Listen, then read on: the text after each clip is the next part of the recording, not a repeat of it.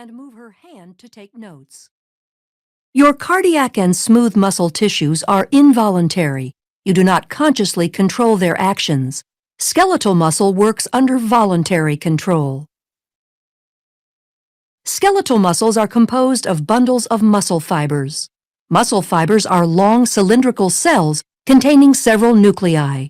Muscles will contract or relax when they receive signals from the nervous system. A neuromuscular junction is the site of the signal exchange. This is where the synaptic bulb of an axon terminal and muscle fiber connect. Muscle fibers are composed of many myofibrils.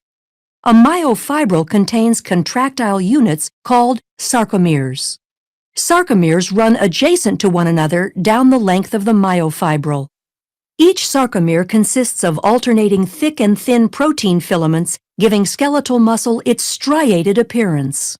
The muscle contracts when these filaments slide past each other. The thick filaments are myosin, which are anchored at the center of the sarcomere, called the M line. The thin filaments are composed of the protein actin, which are anchored to the Z lines on the outer edges of the sarcomere. Because the actin filaments are anchored to the Z lines, the sarcomere shortens from both sides when actin filaments slide along the myosin filaments. Although the action between the filaments is described as sliding, the myosin filament actually pulls the actin along its length. The cross bridges of the myosin filaments attach to the actin filaments and exert force on them to move. This action is known as the sliding filament mechanism of muscle contraction. In this model, the sarcomeres shorten without the thick or thin filaments changing in length.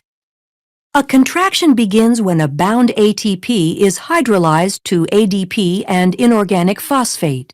This causes the myosin head to extend and can attach to a binding site on actin, forming a cross bridge.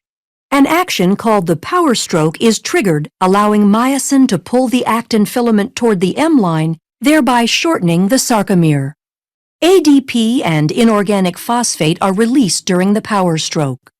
The myosin remains attached to actin until a new molecule of ATP binds, freeing the myosin to either go through another cycle of binding and more contraction or remain unattached to allow the muscle to relax. Muscle contractions are controlled by the actions of calcium. The thin actin filaments are associated with regulatory proteins called troponin and tropomyosin.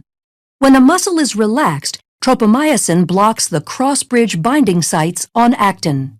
When calcium ion levels are high enough and ATP is present, calcium ions bind to the troponin, which displaces tropomyosin, exposing the myosin binding sites on actin. This allows myosin to attach to a binding site on actin, forming a cross bridge. Calcium ions are stored in the sarcoplasmic reticulum and are released in response to signals from the nervous system to contract.